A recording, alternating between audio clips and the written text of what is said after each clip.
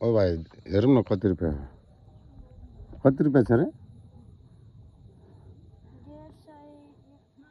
कहाँ पाइस हाँ भेटिस आवाल देखो हाँ लुकेर छस् त अनि हाँ म मेलामा गएँ नि मेरो आमाले पैसा नि म भोलिको मेला जान्छु नि त कुन मेला भोलि यो दुमुना मेला हो अनि त्यही त दुमुना मेला हो नि अनि को जाने मेरो नाना अनि मेरो आमा अनि मेरो बुवा जाँदैन तँ पैसा तैँले चोरी गरेको हैनस् म आमाले सोधिहाल्नु जानु कति रुपियाँ दियो तेरो आमाले मेरो आमाले दियो 100 अनि 20 अनि 30 चोरी गरेको रहेछ भने म के गर्नु तँलाई जा भनिदिनु होइन पड्काइदिन्छु नि फेरि गाला साला जानु पड्काइदिनु तँ के पैसा चोरेको होस् ल भनिहाल्नु जानु मेरो आमाले पनि भनिहाल्नु चोरेको नि होइन हो जानु भनिदिनु म पनि गएको जाउँ जाउँ त म पनि गएको हो चोरी गरेको होइन जम्नु त भनिदिएको त्यही त सोध्दैछु त जाने पख्न तँ यति हाँस्दैछस् किन भन्न मलाई तँ बोल्दा बोल्दा हाँस्दैछस् किन त यत्रो पैसा भेटेर हो कि के भएर हाँस्दैछस् भन् त लु गन त कति छ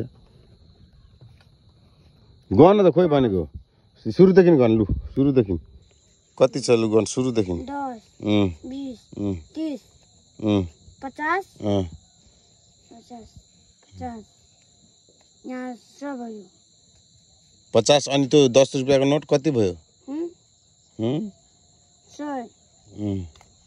अनि 50 150 10 160 कि 160 कि 160 यो 50 यो 100 हो भयो त 100 नि तँसँग दुईटा 20 टकिया दुईटा 10 टकिया छ नि त कति भयो तीनवटा 20 टकिया कति हुन्छ भन् त 20 टकिया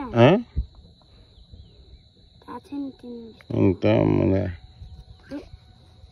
अनि मेलामा के खाइनस् बोडी खान्छु अर्को मेलामा हो नाना पनि आउँछ नि त अनि सुन्न भाइ अनि के हामी कसरी के नखाने मेला पुगेर आइस के नखानु हामी समीरले लियो बन्दुक अनि त्यो बुनीले भाडा कुत्ता अनि जेठो दियो 200 कसलाई ओ हेमालाई 100 समीरलाई 100 को समीर अरे को हेमारी फेरि ए आउँदैन ए उताको 100 हेमालाई तलाई मलाई दियो दिएन खालि म हेरे आइहालेँ बा खतरनाक नाच गर्दै थियो हेरिस कस्तो थियो नाच बाबाले थियो नाच बाबाले नाच्न भेटिनस् एकछिन नाच्नु पर्थ्यो नि किन नाच्दा राम्रो हुन्थ्यो नि त मलाई स्कुल कहिले देखिन्छ स्कुल मलाई बिगारी हाल्छन् म पनि गइहाल्छु अनि विद्यार्थी गयो भने मात्रै जाने त भनेकै छैन सरले कस्तो भनेको छैन एक हप्ता भनौँ अनि लास्टमा बिर्सिहाल्यो बिर्सिहाल्यो सरले पनि बिर्सिन्छ ठिकै सरले पनि बिर्सिन्छ पछि एक हप्ता भनिदिन्छ अनि चुपचाप हुन्छ अनि सोध्छ के सोध्छ कति दिन छुट्टी छ अहिले कति दिन भयो कति दिन भयो भन् त एक हप्ता 2 हप्ता तब मेला जान्छस् नि भोलि जाने मेला होइन जाउँ म नि जान्छु अरे अनि त के पढ्दैनस् किन भन्न पढ्छु यो छुट्टी जायो कस्तो पढ्छु त किताब लिएर पढ्न बसेको छस् कहिले बसेको छैन अनि म त हेरेकै छैन तँलाई पढेको त भन् त पढ्नु पर्छ कि ट्युसन भेट्दैन नि त के ट्युसन अनि ट्युसन हाल्दिउ भने मात्रै पढ्छस् अनि त्यसपछि पढ्दैनस् घरमा आज मेरो नाना पनि आउँथ्यो फेरि नानाको कुरो गर्दैछस् म के सोध्दैछु तँलाई म पढ्दिनँ पढ्दैनस्? पढ्नु मन छैन? के गर्छस्? तँ इँटा उठाउन जान्छस्? पढ्दैछु नि, अलि यो छुट्टिएको छ। छुट्टिएको छ अनि पढ्न आउनु पर्यो नि त, अनि पढ्न सिक्नुपर्छ त। अनि न त कहाँबाट आउँछ त एक्जाममा? अनि फेल? अनि अस्ति फेल, यो आज पास भइस् होइन? अहिलेको बेलामा योभन्दा पहिला त फेल थिइस् नि त। बोर्डिङमा भयो नि त। केमा फेल भइस्?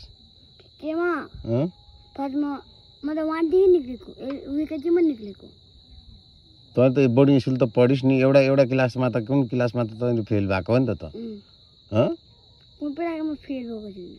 के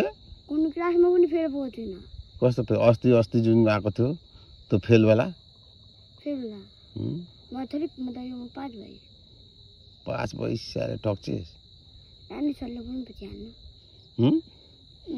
आज मेम आएको थियो नि मेलामा, मेमले हिलोपछि त हान्छ मलाई, नुक्नु गएँ।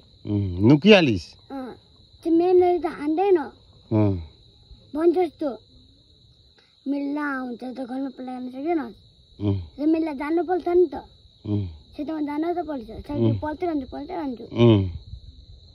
मेला गएँ, मेला गरेदेखि आए घर केही खाएन, म भोकै आएँ। किन पैसा अनि यत्रो रहेछ त? अनि त किन नखाएको त? अनि यत्रो पैसा थियो सँगमा, अनि किन खाइनस्? अर्को महिनामा खान्छु। यो महिना नखाने? त्यसो गर न, जान त्यो साइकलमा 2टा चाउचाउ बोकेर आइज जा, खानुपर्छ रे। किन रे? जान जा। अनि यत्रो पैसा राखेर त गर्छस् के? भन्न। के मेलामा के खान्छस्? त हाम्रै पसलमा पाइहाल्छ त। हाम्रै पसलमा पाइहाल्छ त। यहीँ खान्छस्?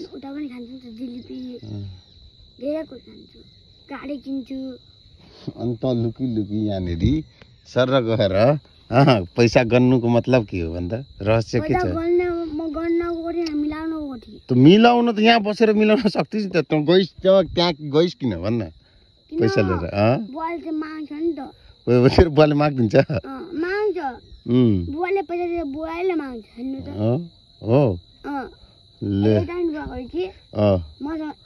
सब पैसा माग्यो, म किन दिन्छु पैसा? मैले अर्को मेलामा खादिन।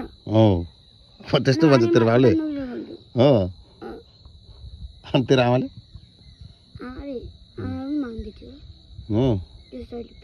200 रुपियाँ। 100 रुपियाँ? अनि त मेला गइस् केही खाइन्? म त अचम्म लाग्यो त, कति कन्जुस रहेछस् त मान्छे। अर्को महिनासम्म त्यो पैसा तेरो रहन्छ? अर्को मेलामा? म त अर्को महिनामा सुने होइन।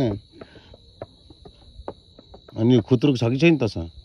यहाँ सुन भाइ, भोलि मेला जान्छस् नि, एउटा खुत्रुक बोकेर आइज, बुझिस्? खुत्रुकमा अलिअलि पैसा छिराउनु, बुझिस् नि? अहिले यति पैसा भयो त तैँले अहिले 50 रुपियाँले तेरो काम चल्छ नि त भाइ। हस् खान्छस् के खान्छस् त? हाफ त आफै किन्नु नि त, तँसँग पैसा छ नि त, 150 रुपियाँ छ नि त, 160 रुपियाँ छ तँसँग।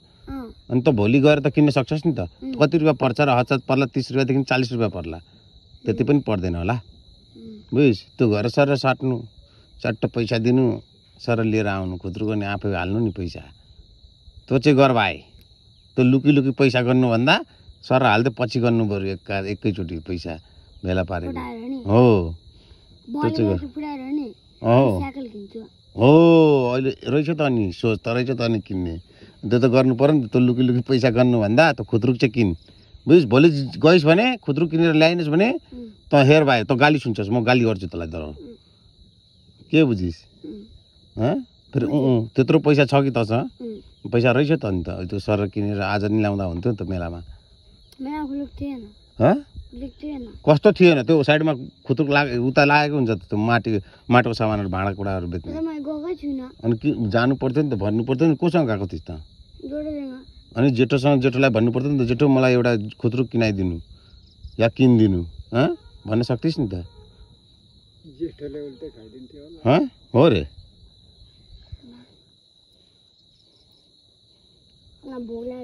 यहाँ सुन न, ओ भाइ, यहाँ सुन्नु त, पहिले यहाँ आइज न।